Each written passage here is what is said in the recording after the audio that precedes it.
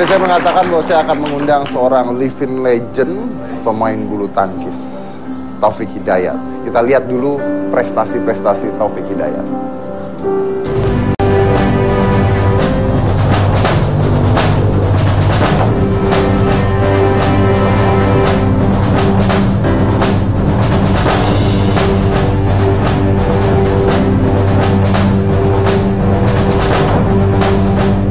Taufik Hidayat from Indonesia. Yes, indeed. Hidayat is very much the stroke maker. He's got a lovely, relaxed style.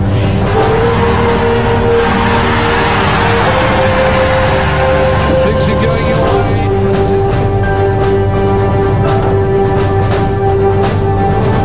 He got the serve. He was 2-7. A masterclass.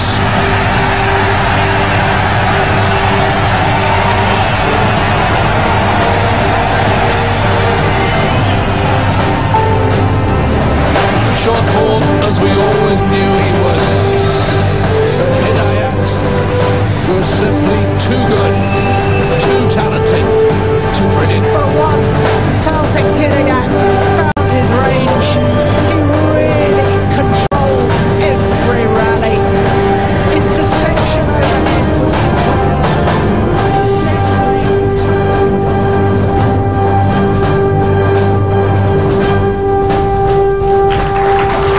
Oke, langsung saja inilah Taufik Hidayat.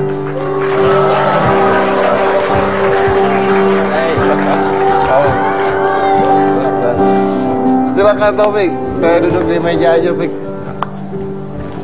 Di sini nih. Iya. Kabar. Nah ini yang mengagetkan ini, saya nggak tahu Anda tahu apa tidak, tapi Taufik Hidayat baru saja pensiun. Dan pensiunnya itu 16 Juni. Baru berarti ya? Kemarin? Baru. Ya kemarin 16 Juni. Ya, 16 Juni setelah 17 tahun berkarir. Itu kenapa ya lu? Kenapa pensiun gitu? Kan masih bisa main nih, Fik. Main-main aja sih bisa, tapi untuk berprestasi udah berat lah. Kenapa udah berat? Iya mungkin dari ya waktu udah lama juga, dari fisik juga, dari mentally juga udah nggak siap, dan persaingan juga tambah berat juga gitu. Dan saya rasa udah cukup juga gitu kan untuk selama 17 tahun di profesional dan 25 tahun di karir dari kecil sampai sekarang. 25 tahun, 25 tahun. 25 tahun di karir, 17 tahun di profesional. Umur berapa, Baik? 33. 33 tahun. Usia nih mempengaruhi nggak? Pengaruh lah ya. Dulu mulainya terlalu muda kayaknya. Oh, mulainya terlalu muda. Oke.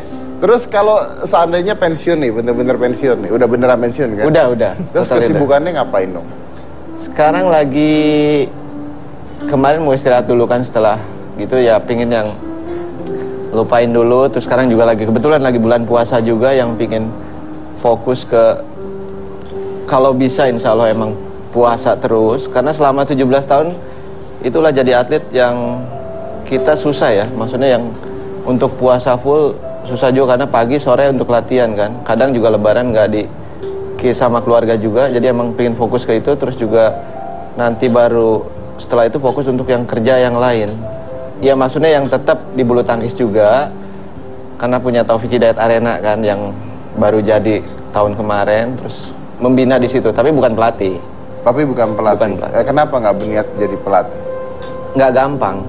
Kenapa nggak gampang? Nggak gampang, belum tentu. Karena belum yang tentu seorang pemain baik bisa jadi pelatih yang baik ya, benar nggak itu? Iya. Itu. Apa yang beda apa? Attitude beda ya pasti ya pelatih. Beda juga, fashionnya juga beda. Maksudnya cara apa kita bisa ngarahin ke anak-anaknya, mengajarkan seperti pelatih saya ngajarin ke saya, apakah bisa masuk? Mungkin dari segi ya kalau bisa dibilang pelajarannya juga beda gitu kan, cara biasa dilatih terus ngajarin bener nggak sih ini gitu. Oke.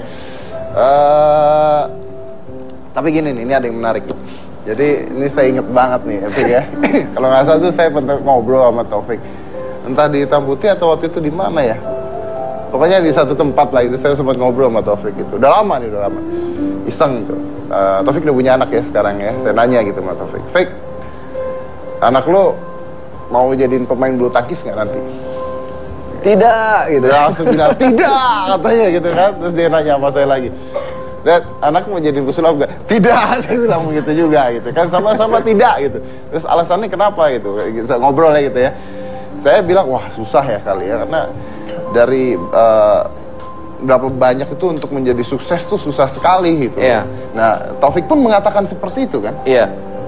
Benar ya? Jadi nggak gampang gitu kan. Olahraga harus, tapi nggak kepingin karena kan butuh proses. Proses itulah yang susah dan yang lama. Mungkin orang ngelihat Taufik yang sekarang, wah enak jadi kayak Taufik kan. Tapi bisa nggak menjalankan proses itu, gitu kan? Dan benar tidak? Tadi saya juga ngobrol sama Hendra sama Aksan juga bahwa sebenarnya menjalankan proses seperti Taufik, seperti Hendra, seperti Aksan itu bukan Anda bertiga. Semua orang mungkin mencoba hal yang sama kan? Iya.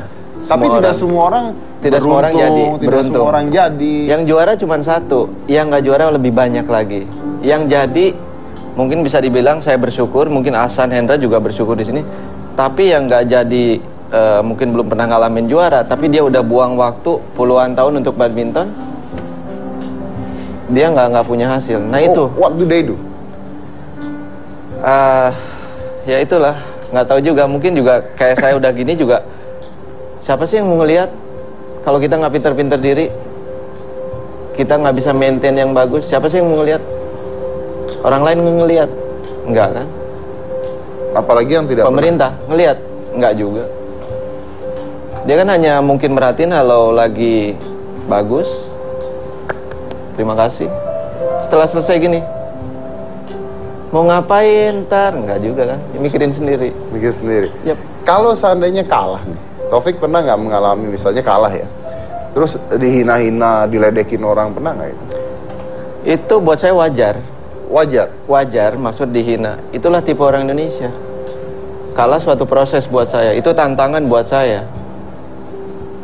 Paling kalau udah kebalik emosi yang kalian ini cuma tinggal nonton doang kok susah. Coba main bisa nggak? Gitu. Udah marah tuh, udah agak marah gitu. Ya. Tapi kalau masih yang standar, ya biasain aja. Biasa. Orang mau ngomong apa juga gitu kan. Maksudnya jangan sampai kepancing emosinya tersebut. seperti itu. Nantinya jadinya nggak bagus. Nah saya mau nanya nih, Hendra sama Aksan kan punya anak nih bentar lagi nih. Oh udah punya anak ya? Belum. Oh belum. Lagi hamil 3 bulan. Lagi hamil. Hamil 3 bulan. Cepet ya. Cepat. Selamat ya. Lagi hamil 3 bulan. Pertanyaannya, nanti punya anak ya, mau nggak anaknya jadi pemain bulu tangkis? Mau lah. Ayo dong. Siapa lagi? Belum kepikiran. Siapa lagi anak lu nggak boleh? Duluan lah pokoknya. Belum kepikiran sih kita. Belum kepikiran. Oke. Tapi ini menarik loh, Fik. Mereka itu tadi saya tanya bahwa per tahun dibayar tinggi sekali loh. Sangat tinggi. Saya aja belum pernah sampai segitu. 100.000 something lah. US dollar, tinggi dong. Tinggi banget.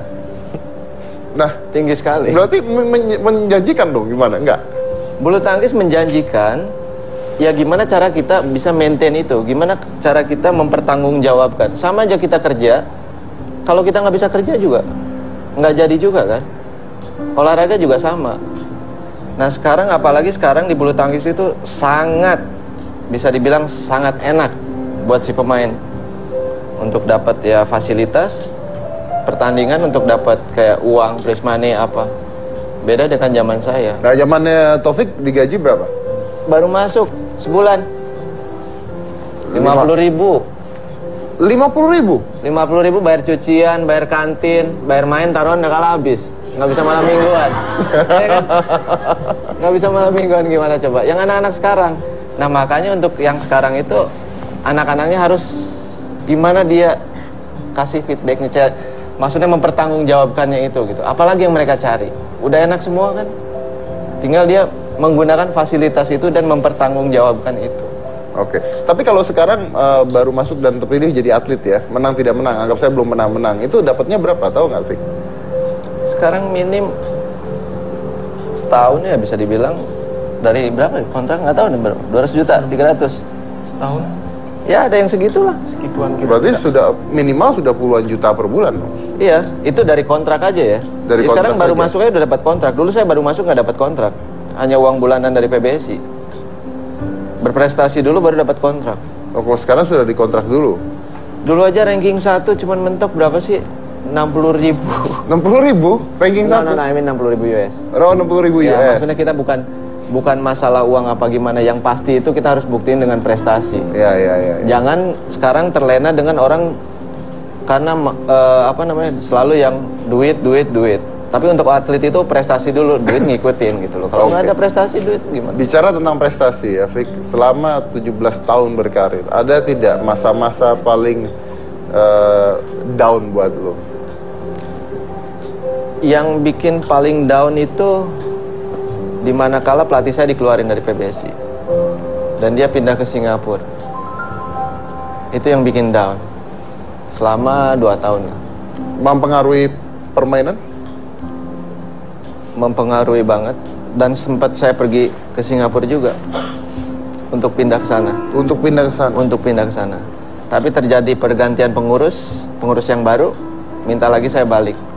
Dengan konsekuensi saya minta pelatih saya balik juga.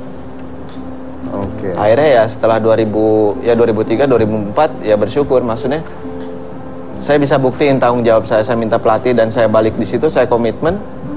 Saya dapat medali emas Olimpik 2004. 2005 kejuaraan dunia, 2006 Asian Games yang kedua. Berarti attach banget dengan pelatih itu ya, pengaruh sekali ya.